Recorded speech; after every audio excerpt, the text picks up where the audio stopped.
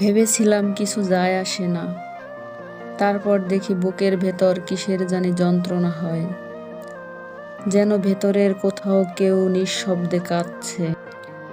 হয়তো সেটা আমি নই, আমারই কোনো ভাঙা অংশ, যাকে ভুলে থাকার অভিনয়ে মুছে ফেলতে চেয়েছিলাম। মনে হয়েছিল সময় সব ঠিক করে দিবে, কিন্তু সময় শুধু ফাঁকা জায়গাগুলো বড় করে দিল। তোমার নাম না বলেও ডাকে কেউ ভেতরে, রাতের ঘুম ভাঙে, কারণ স্বপ্নে দেখি তোমার চোখ থেকে বিন্দু বিন্দু ফোঁটা পড়ছে।